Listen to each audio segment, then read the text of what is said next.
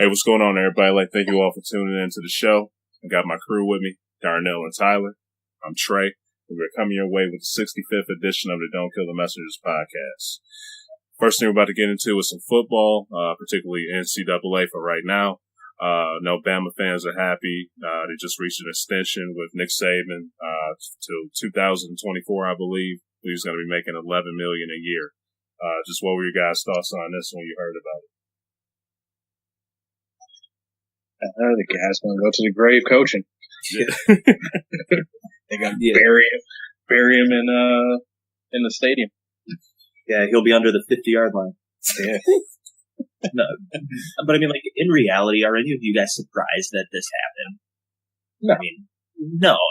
The guy's the best college coach we've seen in, the last 30 years? I mean, somebody back then you could probably make an argument for. But the guy's won national titles. He wins SEC titles. And whatever he's doing is working. So keep him where he's at. Pay him what he wants. The guy is winning more national championships than anybody out there. More conference championships than anybody out there. And he just has a very firm handle on the college game right now. So for him to get an extension, I'm not surprised. It is big dollar. I can't say I'm surprised it's big dollar either. Only because, with coaches like Urban Meyer, Jim Harbaugh, Dabo Sweeney, you just know their pay scales will go up as they continue to have success. So for them to just say, hey, you've had the success, let's give you the money, perfectly okay with it. Yeah, I mean, Saban's, he's proven this. He has a proven track record.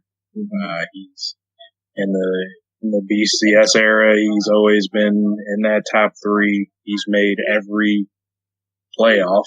Mm-hmm. So I mean, really, what can you say about the guy? He's been in. He's made every playoff and has been in what, 2 out of 3 national title games. Yeah. So yeah. Yeah, that's enough for me. Yeah, well worth it. Yeah, I can definitely agree. It's good to see him there. But I was a little bit surprised, man. Just like my whole kind of thought of it was, just what else does this guy want to do? He's arguably the most successful coach of all time in the NCAA. It's kind of like, you still want to continue to go at it, man. But with that contract and the money, hey, you might as well just give it a shot and everything. He's still doing his best out there, getting his guys ready. They were very close to winning the championship last year. So just the thought of him just losing out when I know there was news of him talking about how he's still holding on to that loss, and that'll be a loss that he'll never forget. So that's probably just more motivation for him to just go out there and just dominate some more down the road. But it's going to be good for all the Bama fans out there. It's going to just be good out there just to see him coaching the teams, pretty much having them in title contention every year. If he just keeps up with it and everything like that, just stays on him. So it's going to be good Alabama football to see down the road for quite a while now. So yeah, and to your point, Trey, if you've ever talked to a head coach or someone who has been a head coach for numerous years, they never quit being a coach. They're always a coach. They always have that coaching mentality. So for Nick Saban, in my opinion, as long as his health can keep up, yeah, I'm sure he'll be on those sidelines. Yeah, I was just about to say, like, coaching, like, that's the only job that I know of where people will just say, hey, I want to continue to do this. Once you get 60 or something, everybody else want to be like, okay, I'm done with this damn job. But coaching, they want to go just till they die, and that's kind of just made me kind of think about Bear Bryant in a way. As soon as he finished coaching, he basically died like right after he decided to hang Joe it up. Paterno? Yeah, Joe Paterno, another guy. So same deal. Exactly. So he wants to keep with it. A lot of coaches, especially great ones, like they have to be pretty much put out of the league. Yeah. It's rare that they just say, all right, I'm done, I'm retiring. I mean, just think like Bobby Bowden, Florida State basically had to push him out the door. Spurrier, he's one that kind of left on his own. But like you said, Bear Bryant, as soon as he left, he passed away soon after. Paterno passed away soon after, and he was basically, I mean, with all the Penn State stuff, he was forced out. Yeah. And, Penn State couldn't figure out how to they wanted him out earlier, but they couldn't figure out how to do it because, you have a name like that, you're so ingrained and you're all the school knows. It's hard to get some of those legends out of there. But I mean, Saban, he's still uber successful, like we just pointed out, the resume. So it's not really an issue of forcing him out right now. It's basically with the success you're having, stay as long as we can keep paying you. Yeah. So and to that point, Darnell, talking about someone like Joe Paterno, unfortunately, it ended the way it did for him. But Nick Saban's been pretty dang clean. Yeah. And there's no, I guess there's no hint at thinking, okay, he might be doing something a little fishy behind the scenes. We don't really want this hanging over us. Let's try and move him out. Like, there's no talks of that. Like, he stays very clean in the media. He stays very clean with the rules at the NCAA. The only reason you don't like Nick Saban is because you hate that Alabama wins. Like, you're not hating him because, it's a Baylor situation or it's a Penn State situation. You hate him because he's good. And because he's so clean, I think that, Alabama's going to be happy to have him for as long as he's willing to be there because the image is clean. Yeah. Now, Ty, you think some donors going to get together from Michigan to make your boy the highest paid coach to beat out Saban soon? No, not yet. It would take a college football playoff appearance for that and a Big Ten championship. It would. Just realistically, I mean, I feel like he has the team in a good position. Like, this year could be a little interesting. They'll have a lot of young guys. Yeah. But, I think it will take the college football playoff for him to get a bump in that pay grade. Yeah, it's pretty much show and prove time for Harbaugh. Yeah. Before he gets more money. I think they'll keep him, but like you said, I think for more money. Oh, yeah. No. Yeah, it's not like they're getting rid of him, just to make that clear. Yeah, for sure. It's just they gave him a lot to get him there, and now it's time for him to get him some hardware. They've shown strides and improvement. I think there's a chance they could have a small step back this year just because they lost so much talent. But lost 11 guys from the draft. So. Yeah, yep. And I think by next year all the people in Ann Arbor will be expecting Big Ten title plus playoff appearance at least. Yeah, just like you said, next year, which would be the 2018 season, and if not the 2018 season, if it doesn't happen in 2019, questions will happen. Like, people will start to question if he's the guy we want to stick with. And as unfortunate as that sounds, because Harbaugh's a great coach, just the people in Ann Arbor are literally dying to be back at the top of the Big Ten, back in the national title picture. Like, it's been too long for a lot of those people. So, and if they don't make that appearance by then, I think some of his quirkiness that bothers everybody else might start bothering internally there, especially if there's no success to go with it. I won't disagree. All right, guys. Anything left to add for Saban or the NCAA? Loan a brother $1 million. All right. Same here. I can think of something I could do. Get all some student debt. Yeah, sure. All right, guys. We're about to get into the draft next. We didn't have any bong pictures, anything like that going on this year. Nothing too strange. I guess that's a good thing, but lacked the entertainment value of last year's. But just what do you guys think about this draft? As always, there's some people that kind of went later than expected, but just overall thoughts. I was surprised at how many offensive skill position players still win the first round. all the talk was that this was going to be a heavy defensive draft, which once you get to the second round and on, there was a lot, but I'm surprised how many like receivers and running backs went in the first round. And of course, going back as early as 3-4 months, everybody was saying maybe one or two quarterbacks might make it to the first round, and we get 4. So, it's I continue to get surprised by it, but I don't know why. But quarterback hungry teams, they will, even if everybody says they're not really that good, this is a project, they have a second round or lower grade. If the team needs a quarterback, they're going to take them as early as possible. Yeah. Mm-hmm. Yeah, and I think there were only 3 in the first round. Was it 3? Trubisky, Mahomes, and Watson. Okay. Yeah. 3. Yeah, so 3, but still, yeah, your point's there. Yeah, I agree. I was a little surprised by a lot of the offensive players that were taken. A couple of them, I'm not. Like you see, Christian McCaffrey went to the Carolina Panthers. I think he's a great fit there. I'm not too surprised by that pick. The Los Angeles Chargers took a receiver a little earlier than I thought they would, but they need a guy. Keenan Allen's been tearing ACLs left and right, so it's understandable why the pick's made.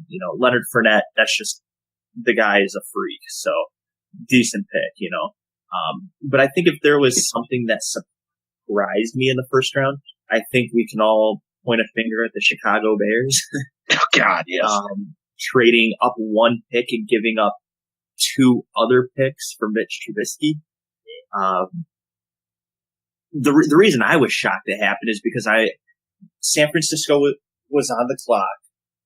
The trade was announced, and I said, they're going for Trubisky. And my brother kind of said, what do you mean they're going for Trubisky? I said, they must really think San Francisco wants Trubisky as their quarterback, and they're going to get him. I said, I don't know why you would trade up for, I thought their other player would have been Jamal Adams, safety at LSU, because they need some secondary help pretty bad. I figure I don't understand why you would trade up and did Jamal Adams. So you traded up for Trubisky. The city of Chicago simultaneously cried. The reaction videos are great if you haven't seen any. But then San Francisco takes Solomon Thomas, and everybody goes, wow, Chicago just blew it really bad. I didn't understand giving up what they gave up for it either. It was one spot. That was definitely my head scratching moment in the first round. But if there was another kind of surprising moment, I think it was round 2 or 3, I can't remember, but there was a big string of defensive backs taken in the second and third round. Not saying that I'm surprised it happened because it's a bad thing. I'm just, when you look at, drafts, it seems to be that there always seems to be a run of a certain position or a certain type of player. And we just saw a really big run of defensive backs, which I thought we would have saw in a little bit in the first round with, players like Marlon Humphrey and Jabril Peppers and who's the other guy? Adoree Jackson. I thought we would have saw that run a little bit sooner in the first round, seeing these teams just take some crazy athletic guys and throw them on the defense and just have them find their spot. But that run happened a little later than I thought, because I think there was one point where there was 6 or 7 taken in a row. But overall, I'd say it was a pretty good draft. It wasn't very entertaining, but I thought it was a very good draft. I feel like this was one of the drafts in a while where, as the third and fourth round still went on, a lot of big names were still being taken, which to me kept the draft exciting. Because it was round 4 and cornerback out of Iowa, Desmond King, he was still on the board, and you're just thinking, Desmond King's really good. When's he going to go? So I felt like even as the draft moved on, there were still big names that you were just kind of waiting to be taken. even all the way to the very last pick in Chad Kelly. I mean, a lot of people were curious to see what was going to happen with him. So for as uneventful as the draft was, it was still very entertaining. Yeah. I going back to where you're saying, I agree. Like, it was crazy seeing Chicago move up one spot to get Trubisky. Like, in that moment, they made John Lynch basically a legend as a GM for the 49ers, and his first day really doing anything. And this probably just fell in his lap. It's like, y'all really want this guy that bad? Okay. He had no desire. And, like, Lynch tried to be nice when they interviewed him after, saying, I gotta respect Chicago for going after the guy they want. But you know he had to just be laughing inside, going, you idiots. Thank you. You secured my job for the next 5 years, probably, just from you doing this stupid trade. So, but yeah, with that, and I mean, just going back, like I said, I was surprised at how much offensive talent went early. Corey Davis going at 5. Yeah. All words seemed like he was dropping in the draft, but, still came out as a top 5 pick. Mike Williams soon after him, with San Diego. I think you mentioned that, with San Diego taking a receiver early. And then the quarterbacks, of course. There were a couple little surprising, things in the draft, Joe Mixon in the second round. I'm actually not shocked by that, just because the more people talked about it, I wouldn't have been surprised if he would have made it, if he would have slipped into the end of the first, honestly. See, I would have been surprised by that in the first round. I'm still surprised that he was taken in the second round. I would have expected to see him the third day of the draft, just personally. Yeah, no, I thought at latest he would probably be a second round pick. I'm surprised just because their history of having headaches. I was surprised it was Cincinnati that did it. It's true. I figured it would be a team with less baggage, and disorder about them in their history. But I'm not surprised just because the kid's too talented. He's a first round back, and I didn't think any team had if somebody really wanted him, I wasn't sure if anybody had the balls to let him go after the second round. Yeah. Just because as long as he doesn't do anything else stupid, he's probably one of the most surefire bets at that position out of this draft class. So that didn't shock me. But I mean, you had the second round pick for the Cowboys where they had one of their legends come out and rile up the crowd. Basically did a WWE heel promo. Thank you for giving me a career. Yeah, I love that. And that was funny. Yeah, and then you had I think it was McKinley, the Falcons draft pick, that got a little too emotional and dropped some. Yeah, had a picture of his grandma and swore on NFL Network. Oh yeah. Let's clarify here. That was not just a picture. That was a wall that he brought up to that. It was a big thing. Yeah. It was a poster. Yeah. Yeah. When he walked up with that, at first I was kind of like, come on, is this the stuff we're going to see this year? But instead, we got a lot of people coming out to call the picks, riling up the crowd, which, I mean, it was all right. It got the crowd into it. It kept them in it. Yeah, even Goodell was egging them on at first. Yeah, honestly, I didn't have a problem with that. The only reason I had any sort of a problem with that is because it just kept extending the picks. I'm kind of like, guys, I wanted to move along here. Like, granted, the first round takes 3 hours. Yeah. All right, guys. We're about to do next. We're just about to get into our squad picks. It was great, our squad, to see how our thoughts on them. I'll go with my Ravens first, then we'll get to Darnell's Cowboys, and then we'll do the Almighty Lions after that. So, just for me, it was pretty good. I felt pretty good about the Ravens draft. Their first pick was Marlon Humphrey.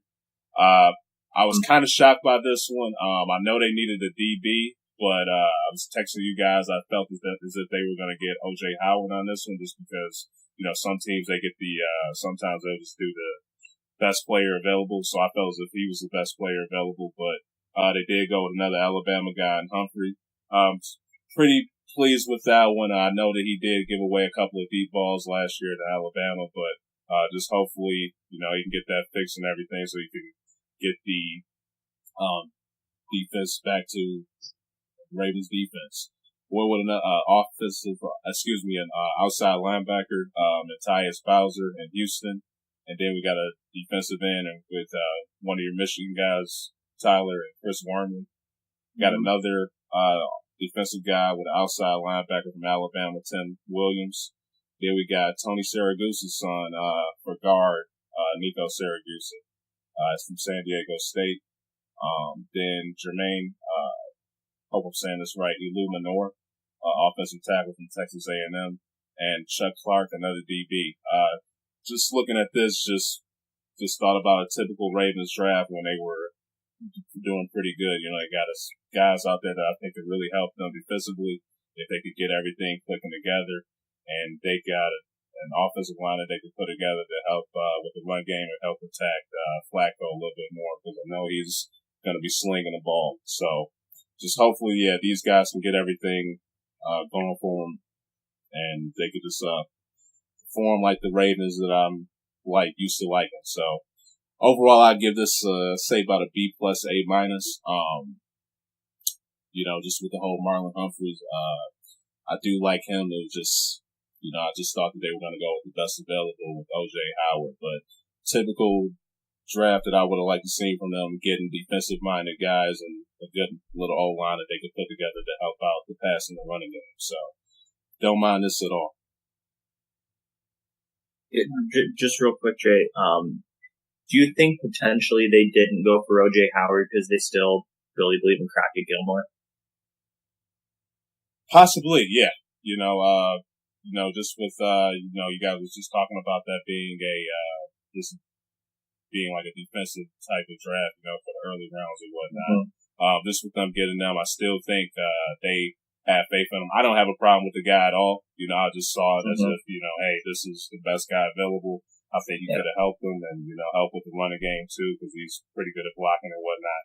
But, like I said, I don't have a problem at all with him, with the guy, but, just thought this would be the best available guy that they would end up getting. So there's no problem. Just hopefully, Humphrey can get the deep ball.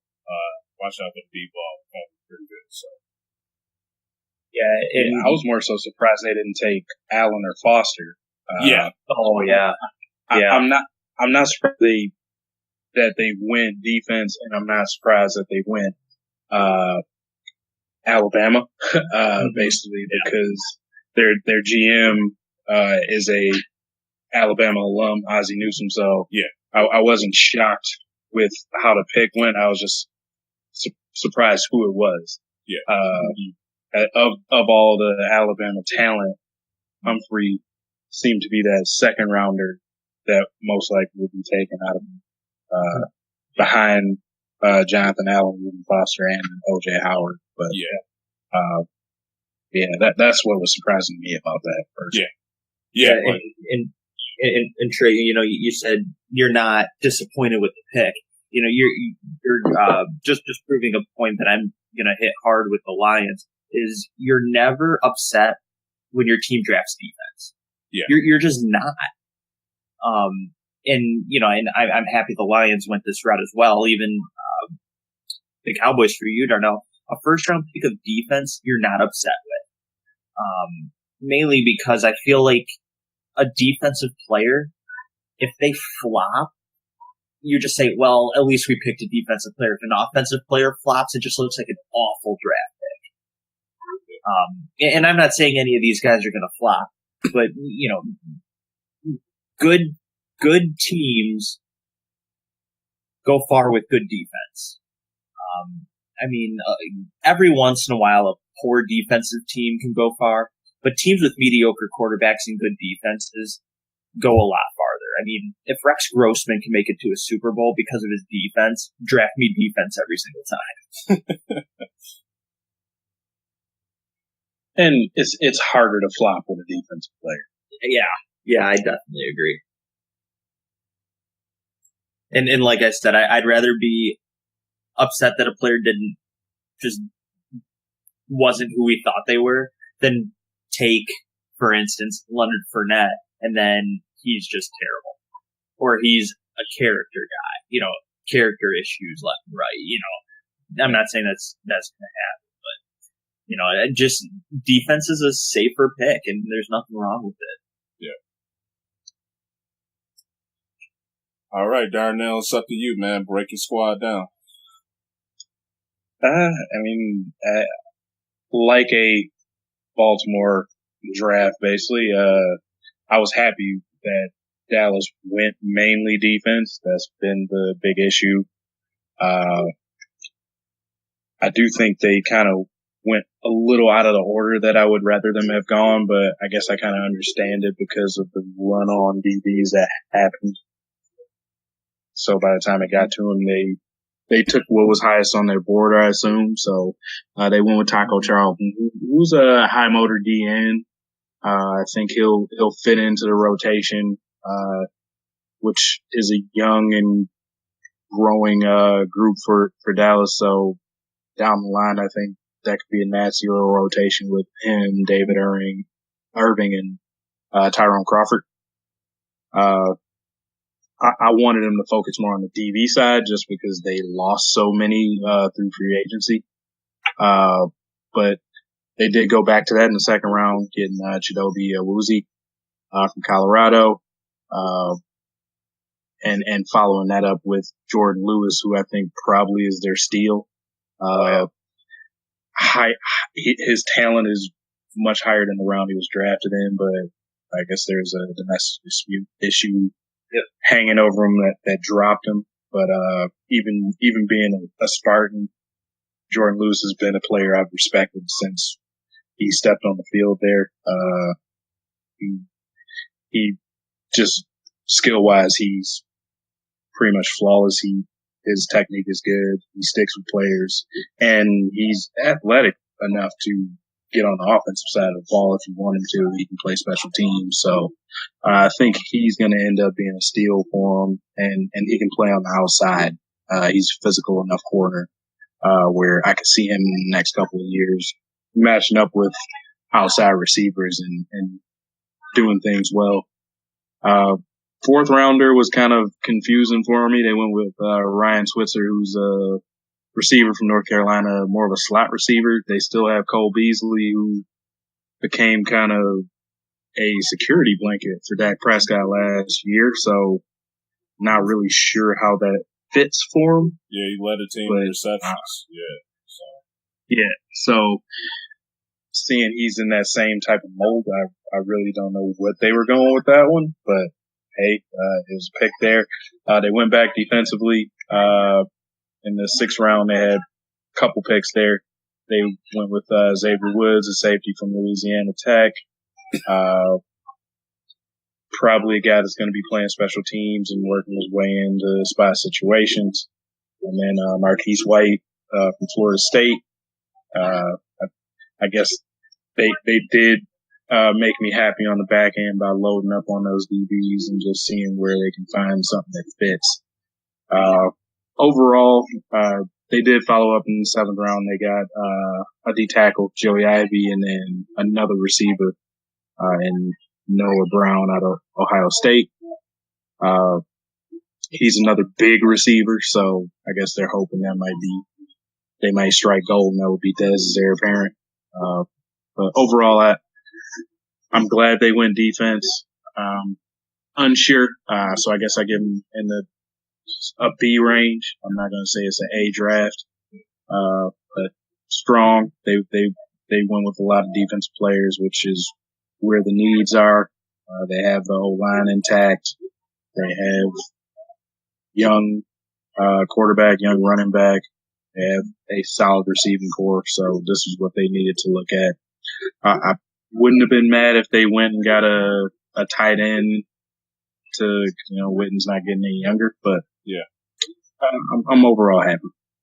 Yeah, I was just about to ask, looking at the rounds, and what they had, like with the best players available, is there somebody else that you were hoping they would drafted that they didn't draft, or were you just pretty satisfied with who they got? No, I guess I'm not really mad at it just because they were lower on the draft board, so they had to go with what was there for them. Yeah. So yeah, I'm overall happy with it. I was kind of hoping Desmond King would also slip to him. Oh yeah. I would love that. We did get Jordan Lewis, but I mean, if we could have got both of those two Big Ten corners that I'm familiar with, both physical, both can stick with people, I would have loved seeing that. But, we'll take what we can get. Yeah, trying mentioning Jason Witten, I was continuing to watch Jake Butt fall. And I thought that Dallas may have picked up Jake Butt in one of those later rounds. But he ended up going, and I just thought he could have been a pretty good fit there, learn under Witten while he still really recovers from the ACL. Although teams were saying that the ACL wasn't necessarily the reason he was falling. I think because I actually saw quite a few websites say that they think he's going to fully recover, no problem. I think it was one of those, like, how long can we wait on a guy to steal him? Like, I think he was one of those situations. No, I didn't think he was going to be drafted in the first 2 rounds anyway. I'm not saying, anything like that, but I just think teams were kind of seeing how long they could wait on him. Because the 3rd round was going by and they were all saying, Jake Butt's one of the 3 best or 4 best available. Yeah. So I think it was just one of those stories of how long can we wait. He's one that I feel bad for because he was graded as like a 2nd round tight end before the injury. But do you feel bad that he collected that $500,000 or whatever it was? Oh, the insurance policy. Yeah, that was smart. Yeah. How did that? I mean, yeah, he got drafted a little later, but I think that made up for it a little bit. Well, yeah, I'm pretty sure he feels good about that. He at least got some compensation for it, but just somebody that you lose some stature just because you won't be able to immediately come in and produce, and they have to you get downgraded just so they can make sure that you come back totally healthy. All right, guys. Just what are your thoughts on this Lions draft?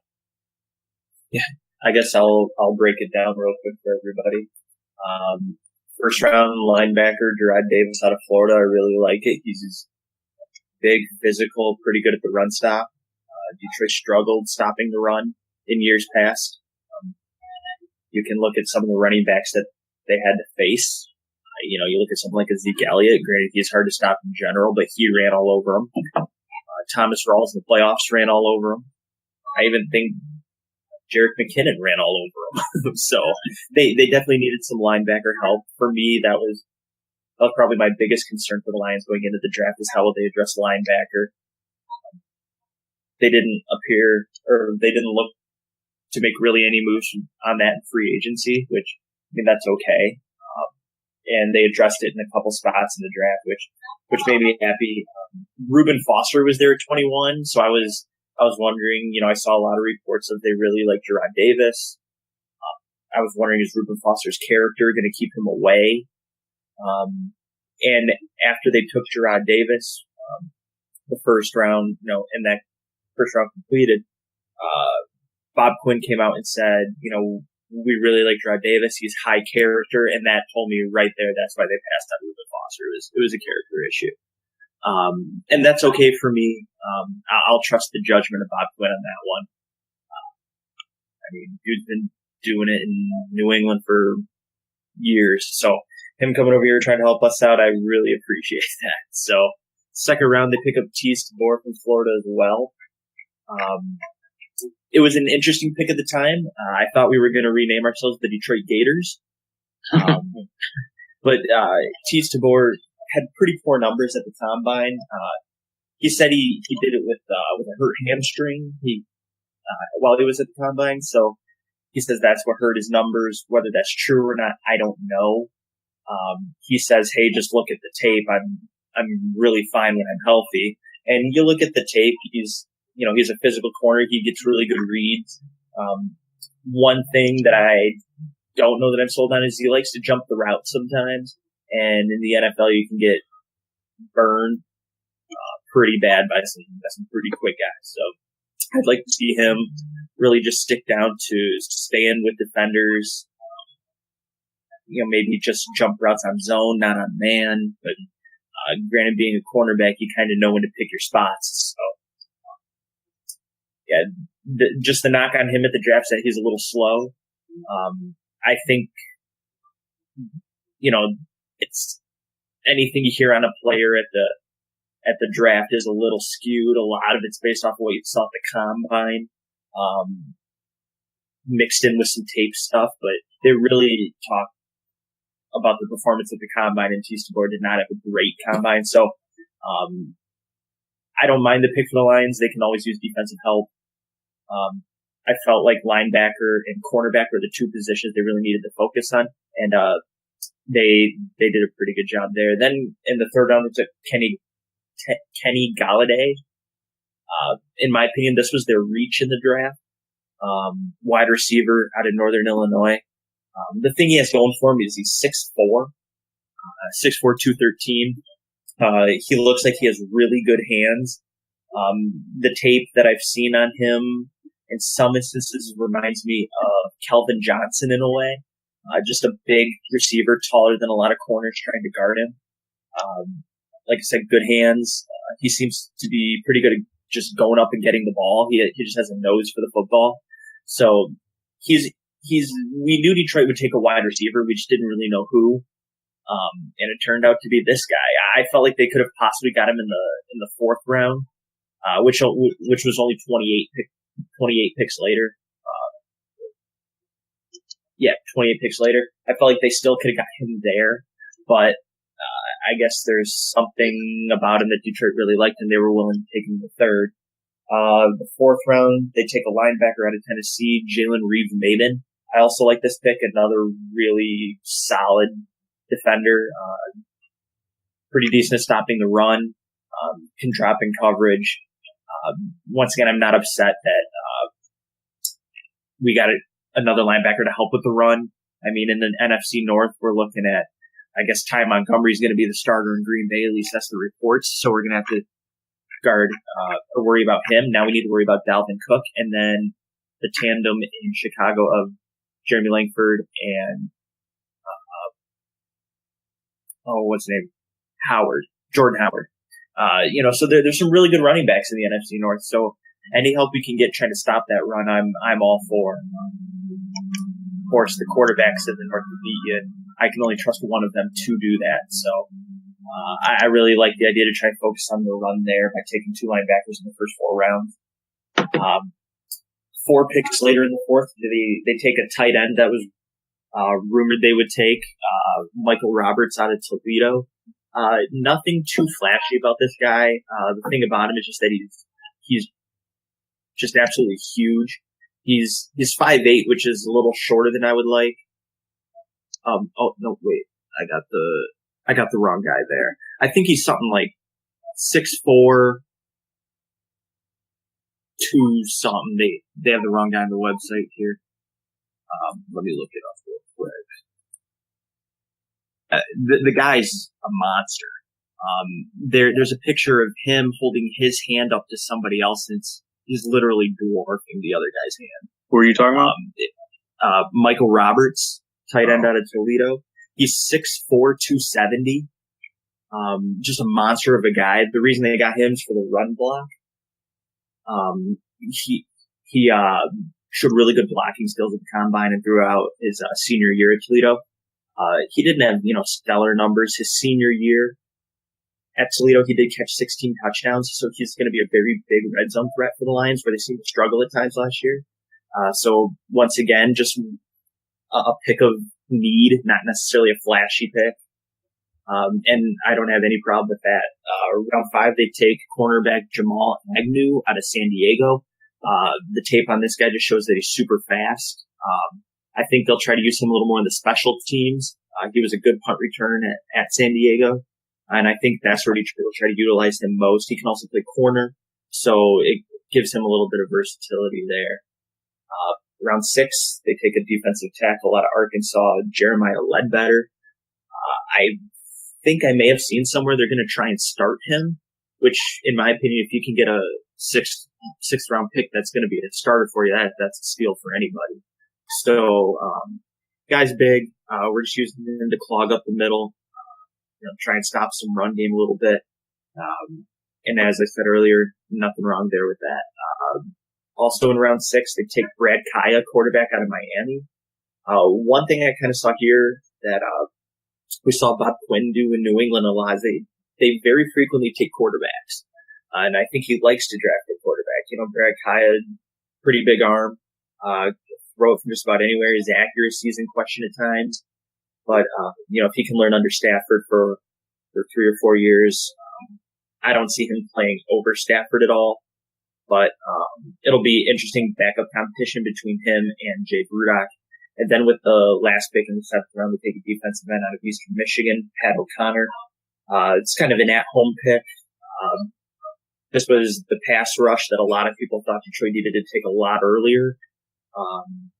It's the one defensive end that was the huge question for a lot of people going into the draft.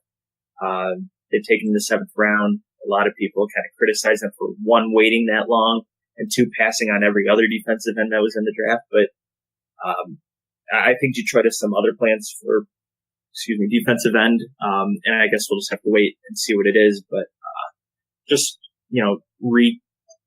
answering a question that Tran asked you, Darnell, was there anybody there, that you would have liked to see Detroit take? And Dallas got one of them, Jordan Lewis, and you mentioned the other, Desmond King.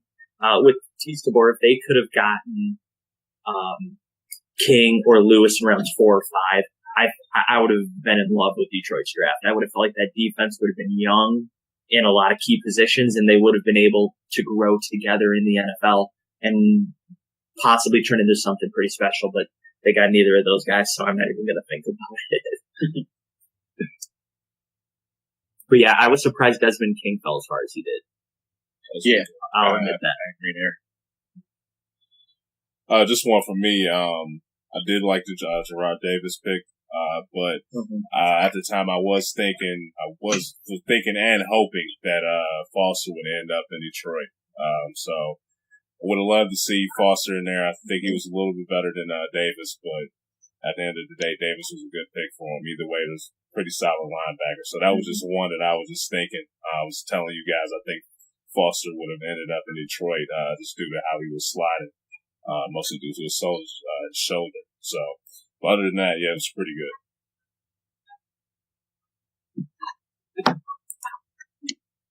All right, up next, we're about to get to Adrian Peterson and our thoughts on him going to the Saints. How did you guys feel about hearing this whole deal go down? Yeah, I was a little surprised, mainly because it seems like Mark Ingram's really found his stride in the NFL and with the Saints. So I was a little surprised to see him go there when there were other teams that had running back needs. But I guess, hey, that's where you want to go, then go. I mean, he's going to get to play with Drew Brees. It kind of baffles me because Adrian Peterson isn't really one to catch out of the backfield. And I know the Saints like to utilize that often. They did back when they had Sproles. They do that with 3 or 4 running backs that they kind of rotate around. So I'm sure Adrian Peterson will find his role with the team pretty quick. I think he's too talented of a running back to not have a role on that team. I just found it a very interesting fit. Yeah, I agree. Yeah. I'll just go real quick then, let you take it, Darnell. But yeah, I'm just kind of surprised with the Saints. Like I said, it is his pick and whatnot, but just for him to go there, I was just telling you guys about, like what would happen with Mark Ingram, because he was doing pretty good and with the Saints last year too. So I was reading also that Mark Ingram will be the one starting. I know Darnell, we were talking about how you feel, how Adrian Peterson is falling off, but I still think, just how he feels, he still feels as if he has some gas left in the tank. He can still deliver. So just with him going there, I think that if him going there, he knows that he would have the starting position. He would feel, I just don't think he would just go somewhere yet where he'll just be the backup. But, it'll just be interesting to see, just with him going to the Saints, how they would handle him and Ingram. Ingram had a good year, last year, and then Adrian Peterson, some people have some question marks by him, with his performance, last year and everything before the injury and whatnot, just how he was playing. But I still have faith in the guy. I still want to see the old AP out there that was just beasting and whatnot. But yeah, just interesting, how he feels as if he's going to be utilized there, when they had a good running back in England that was stepping up to the plate. So. In Peterson's defense, terrible O-line in Minnesota. Yeah, I can agree. Agreed. Yeah. I'm with you guys. This was not the place I expected AP to land, not in the least. For just reasons they have an established starter in Mark Ingram, who for pretty much a season and a half now, he's come into stride and starting to show that he's turned into the back that the Williams thought they were drafting. He runs hard, catch out of the backfield, and that leads to point two, which Ty mentioned. AP's never been much of a receiving back, and when you have a quarterback like Breeze that spreads it around, that if you're not a receiver that's comfortable catching the ball out of the backfield, it just doesn't seem like a place where you would go.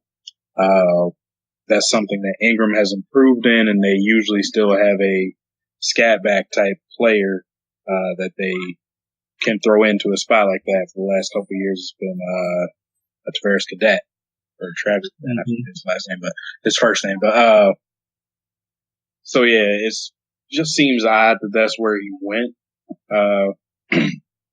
As Trey alluded to, I'm not one of the thought where AP going somewhere, this means he's just about to start wrecking shop. The proof's just in the numbers over the last couple of years. His production's gone down. Yes, Minnesota's O-line has definitely left something to be desired. But last year up until, it was only 3 games that he played, but he was averaging a yard and a half per carry. And the year before it was only like 2 or 3. So, his production's been going down on a per carry clip. Like I said to you guys, McKinnon's been outgaining. So, yeah. Like right now, I'm just wondering if we're to a point where people are still hoping just it's AP, so we're going off his name. Yeah. But it's not that guy anymore. You can't depend on him to just get up and do what he used to do.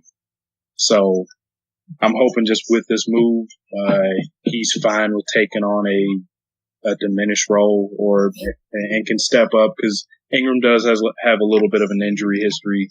He hasn't played full 16 games since he's been in the NFL. He's a running back. I don't think any running back is expected to play every game, but if he can come in and fill a role, run hard, get some good yardage for him during those times where maybe he's not 100% or not on the field, that could work out. But I think the big thing would be mentor to a young fellow like that, and give him some of those tools that made AP when he was at his peak.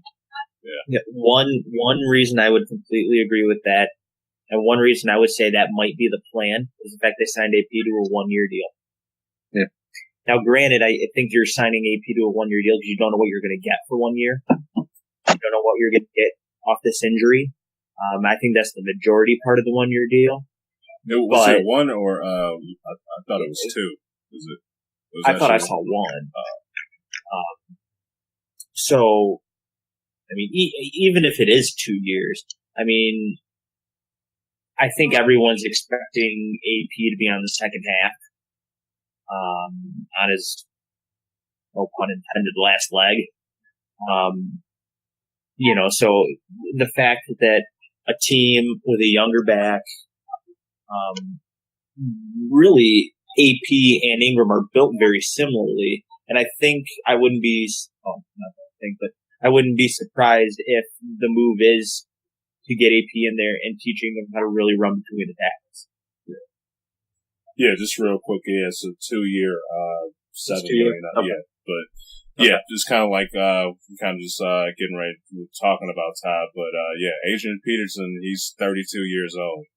For a running back in the NFL, that's pretty old. So this guy's been taking a beating, carrying that Vikings offense. So yeah, with those, exactly, with those injuries, that he's been dealing with, this could possibly be, the near end to his career.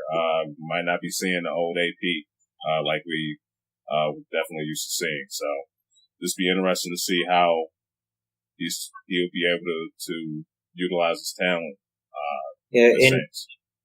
And I think at this point we'd all be more happy seeing AP last 16 games rather than him go out and rush for 1,000 yards. Just being honest at this point, I don't think we've seen AP play a full season in a while. Yeah. All right, now guys, do you have anything else to add, just football overall before we get ready to move on? I think we're pretty good. It was a good draft. Yeah. I had a lot of fun. I watched almost every pick. Yeah. All right, we're about to get into the NBA next. Just talk about these playoffs so far. First one we're about to talk about is Cleveland versus Toronto. Toronto better step their game up, man. This is looking bad for them. What are you guys' thoughts on this series? It's over. Yeah, Cleveland's up 2-0, blowing them out. I told Darnell, man, wait until they come to Toronto. This might just be a different, this when they're up there, it's 6. It's a different place for them, but it's still over. Just because they're going to Toronto doesn't mean it's randomly going to become a Toronto-dominated series. I was going to say, even if they were good enough to squeak out a win or two there, they haven't shown really that they can do anything in Cleveland. They have to go back there 2 more times. Yeah. All right. But I think it's all safe to say that we're probably never going to panic about Cleveland in the regular season again. I mean, I don't know that. I mean, they're not the number 1 seed. That's fine. But if they're going to do this, no matter what seed they fall on, they could be the 8th seed at 500, and I'll say they're fine. Yeah. LeBron has a switch for the playoffs, and he turns it on. So I'm not going to be worried about whatever LeBron wants to do in the regular season again. All right. Yeah. Well, I mean, this whole time, I was never really worried about LeBron. It was just the rest of the team, but yeah, they all seem to have come together really quick now. Yeah. They're just laying the smack down on everybody that comes up on them now, so. Now, how are you guys feeling? You think this is going to be a sweep, or what? How do you think this is going to end? I think they could go 5. Go 5. I think. DeRozan hasn't played well. If DeRozan and Lowry could combine for 70 plus in a game, which they're very capable of doing, or even combine for 60 plus, could possibly sweep one out, catch Cleveland on a poor shooting night. And that's all it would take is Toronto to be hot one night shooting the ball in Cleveland to be average or below average. And I think DeRozan will have a better chance of doing that at home than he would at Cleveland. So I wouldn't be surprised if they take one in draw. Yeah. That storage closet is open and I see a broom and a dustpan.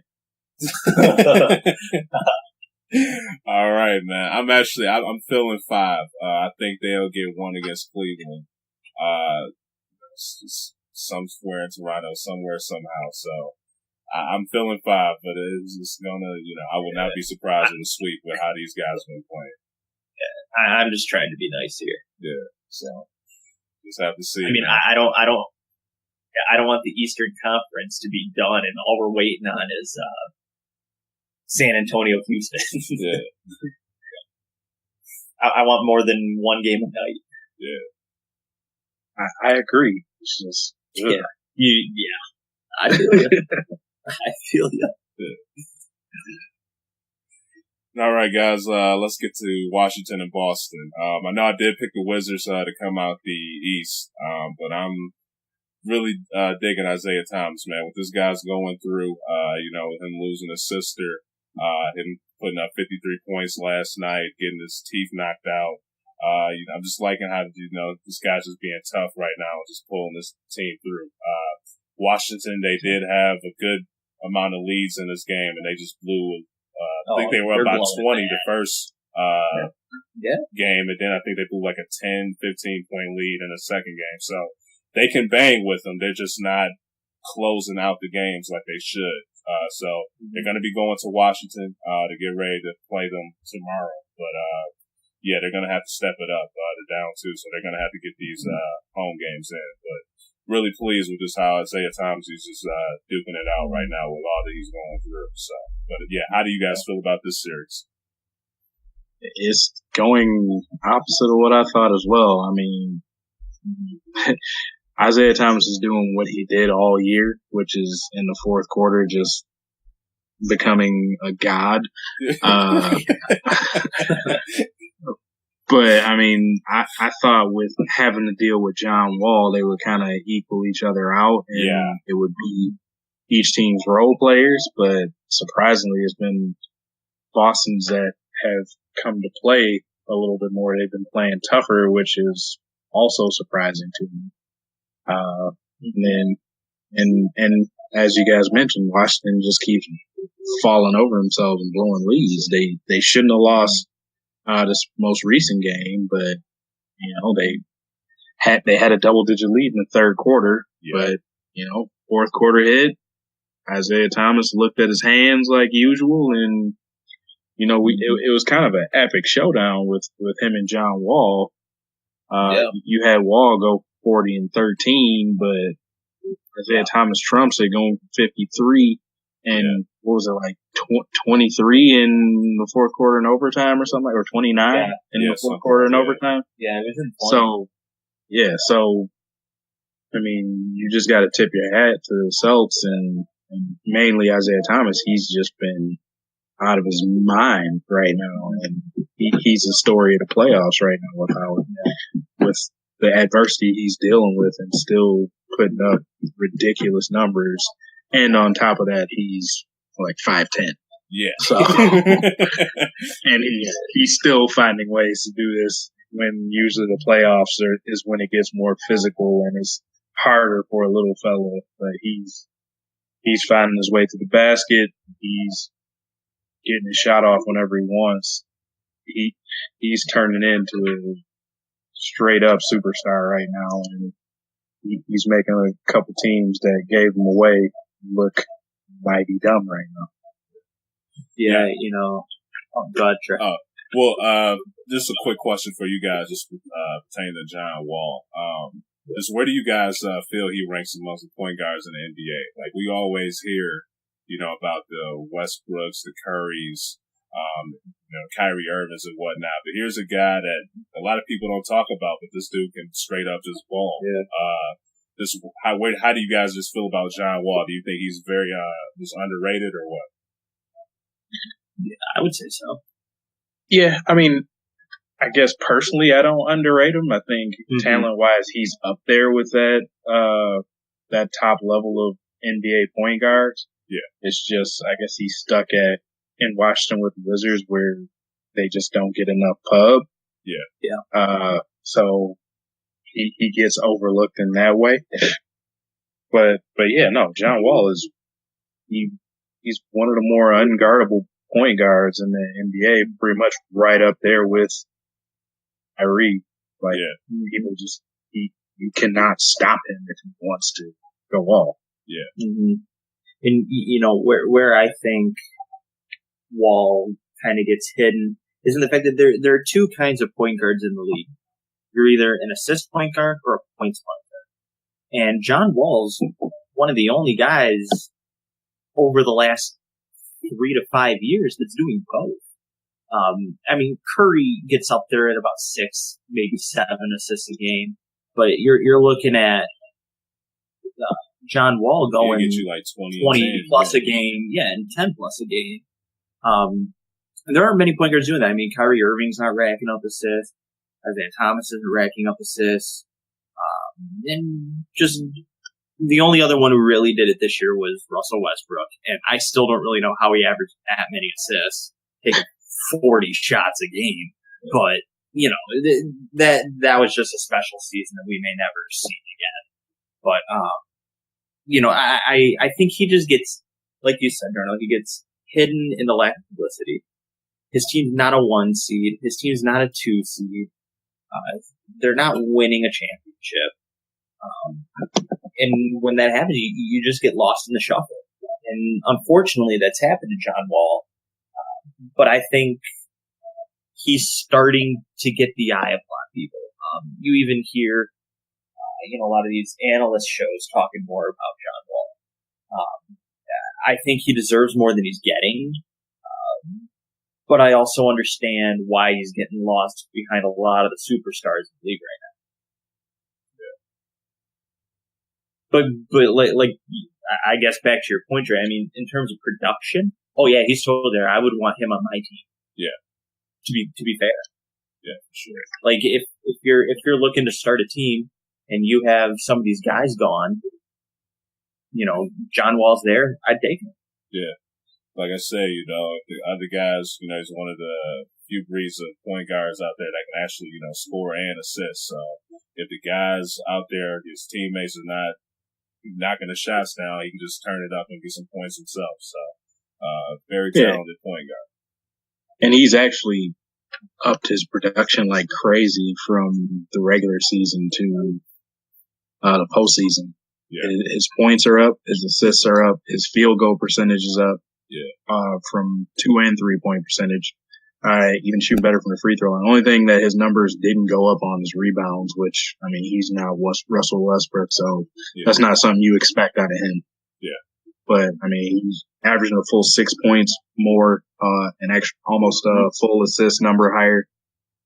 And his 6 percentage points shooting better. I don't know what more you can ask out of him. Yeah. On Washington's side, it's Brad Beal that needs to step up, honestly. Yeah. So. Yes, looking kind of like the Bradley Beal. Airballing game winners. Yeah, kind of looking like the Bradley Beal when those two wasn't mixing, before we was talking about, they just couldn't mix up together. Yeah. And, they were doing pretty good during the regular season, but just come this, playoff series so far is looking iffy. So hopefully, they can get back on streak and everything, when they play in Washington. So. All right, you guys have anything else for this series? I think it should be tied, but it'll be interesting to see what Washington does at home. Yeah, sure. Tied or Washington should have been up 2-0. Yeah. But and I've said it with Isaiah Thomas before, and this will be my last point. He knows how to close teams out. He has that instinct. I don't know that Washington has it. I thought they did, but Isaiah Thomas is showing he is the best at closing somebody out. Yeah, he's one of the most trustworthy fourth quarter players in the NBA. Yeah. All right, guys. Up next, we're about to get into Houston versus San Antonio. I was texting Tyler about this one when Houston first played San Antonio, but I would not be shocked if Houston ends up beating San Antonio this series. Still rooting for San Antonio, but just with the overall pace and just how this team can score and just their athleticism. Looking at San Antonio throughout the years, they've been struggling against, young teams that can play at a fast pace and just athletic. They're just an athletic team. So this could be the team that can possibly end up beating San Antonio. Like I said, I'm still rooting for San Antonio, but this is just a team that I think could just be a scary matchup for San Antonio. See, I kind of disagree with that only because I feel like Houston shot the lights out. Yeah, they shot 44% from 3-pointer percentage from 3-point land, and they shot 50 of them. Yeah. Yeah, so I mean, I felt like that was a very abnormal night. Yeah. That and I felt like San Antonio just couldn't really buy anything. And the looks at it tonight, it's almost halftime. Currently, 63-53? Yeah. So it's kind of like the story's flipping a little bit. I mean, San Antonio's 30 points away from what they scored in game one. Yeah. So I think that first game was, I don't want to say it was an anomaly because they could very well go out and do that again, but I don't think we can tell the story off of game one. I still expect San Antonio to take this one. I expect their defense to get a little better. LaMarcus Aldridge needs to step up. Kawhi Leonard needs to continue just being Kawhi Leonard offensively and defensively. But yeah, the Spurs just need to pick it up a little bit as a whole. They just looked flat, lazy in game one. And I think some of that just has to do with the fact that it seemed like every time Houston was coming down the floor, they're burying a three in the face. So I get it, but I expect them to turn around. Yeah. I'm not going to call game one like some anomaly just like you, but hey, we do have to just look at the facts that Houston shot at a ridiculous clip. Sure. 22 for 50 from 3-point range. That's crazy. And I think that was the most 3-pointers attempted in a playoff game in NBA history. And then San Antonio just did not play well on their own. LaMarcus Aldridge disappeared, and that's supposed to be the number 2 player on this team. You cannot have that happen. He's playing a little better tonight, but just that combination of things with Houston just not being able to miss and San Antonio just not being able to buy a basket, and they just can't rely on Kawhi to do everything. Yeah. So that game was it definitely should have served as an eye opener for San Antonio, but I'm not counting them out of the series by any means. I still probably lean more towards them because honestly, Popovich is undefeated in playoff series against Mike D'Antoni, so I guess I'll go with history there.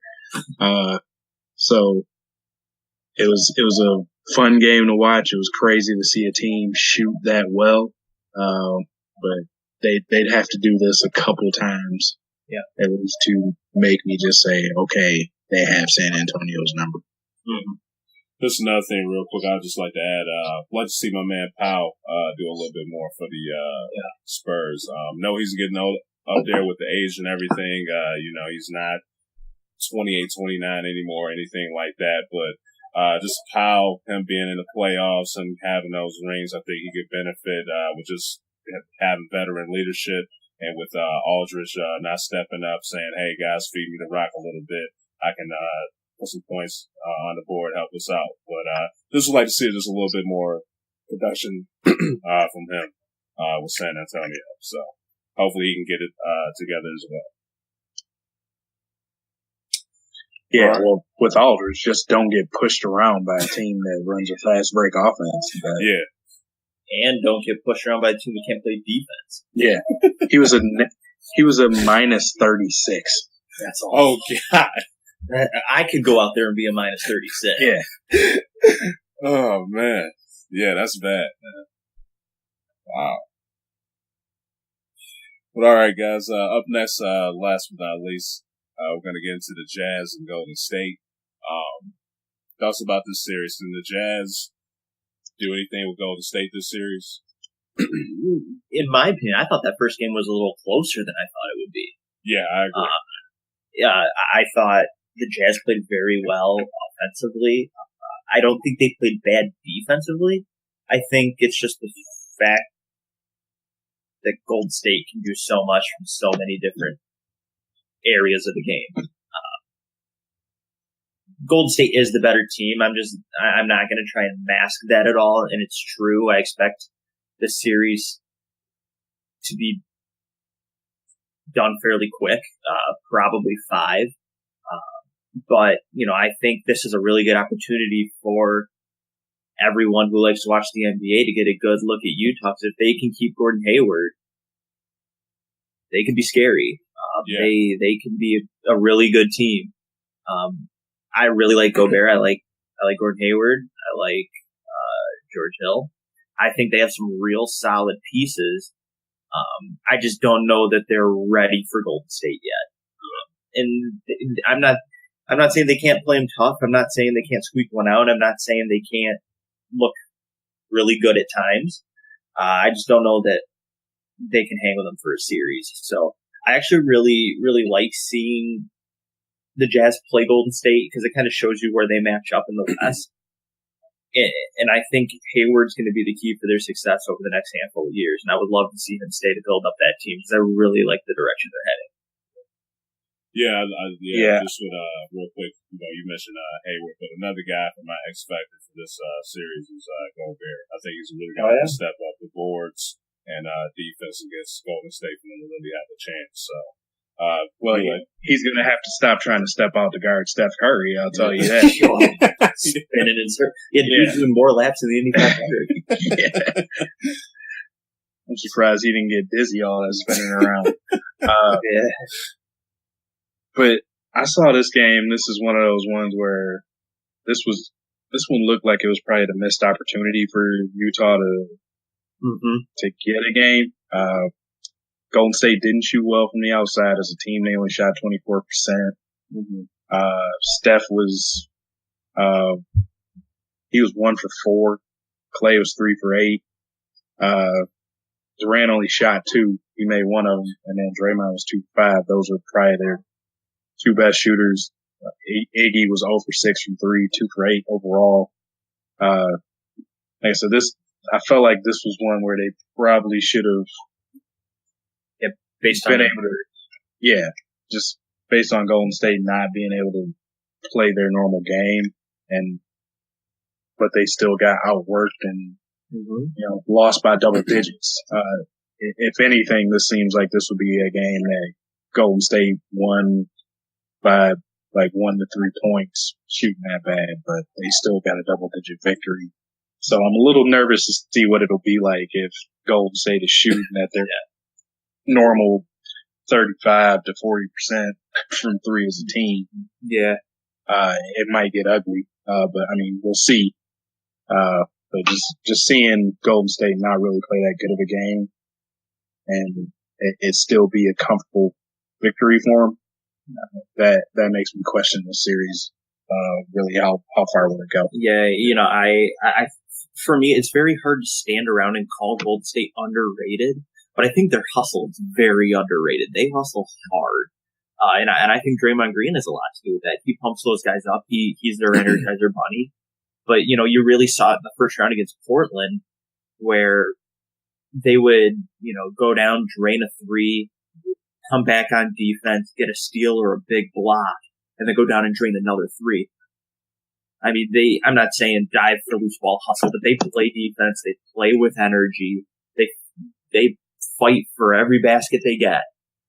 And I think as a team that shoots the 3 a lot and shoots it very well, we kind of view them as, they just like to, just shoot the 3 and that's how they beat teams. It's like, nah, not really. They beat teams with hustle. They beat teams with defense, believe it or not. It just happens that they can outscore them by 40 points too. Yeah, Golden State's one of the best defensive teams in the league. I don't know. Yeah, and I think that's one area where they're maybe not underrated. I don't know if that's the right word, but definitely overlooked. Is not a lot of people look at their determination, their heart, their hustle. And that was something I saw very evident in that Portland series, even though it wasn't sweep. And it's one of those things, like I'd seen it before, but it's kind of like I forgot about it. And I think that's, one of the main reasons they've been to back-to-back finals. Now, how do you guys, we've only seen one game, but how do you feel about this? Do you think this will be a sweep? Do you think the Jazz will be able to get 1 or 2, or how do you feel about the series? I think the odds would be with the Golden State sweep. I think that's the odds. But I would like to see it go 5, just because I would like to see the Jazz win 1 at home. Maybe give Gordon Hayward a taste of what it could be like to win in the playoffs at home against a good team. Yeah. For the sake of him staying, I want to see the Jazz win one. But I don't think the odds are there. Yeah, I was going to say at best the Jazz get one at home, but like I just said with my thesis beforehand, I don't think it looks good unless they can get another bad shooting night out of Golden State in Utah, where they'll be more comfortable. Yeah, I'm going to go with 5. I think that the Jazz will be able to get a win against at home. So either way, man, what this team has been able to do this year, very surprised about the Jazz's overall performance. Really shocked at what this team was able to do this year. I definitely had them off the radar. All right, guys, you have anything else to add for NBA, NFL, NCAA football, or whatever? Should we just fast forward to a back-to-back-to-back NBA Finals appearances? It's looking like it. Yeah. Just have to see, man. But yeah, these, Cleveland stepping up. Golden State's being Golden State. So, yeah. Just have to It'll see. be fun. Yeah. Yeah, man. Also, man, just for me, man, I wish Brandon Roy a speedy recovery, man. I don't know if y'all heard the news on him, but that was crazy. He got shot covering up some kids. I guess somebody did a drive-by or something near his house, but I was reading that today. I was like, dang. So, on the speedy recovery, man. So, that's about it, guys. Like I said, you guys have anything else? All right, guys. Good. Yeah, okay. All right, guys. As always, I appreciate you guys for tuning into the show. You can find us on Twitter at DKM_cast. You can also find this podcast on websites such as iTunes, Stitcher, YouTube, SoundCloud. Just hit us up in that search engine. As always, appreciate y'all tuning in. Y'all take care. Peace.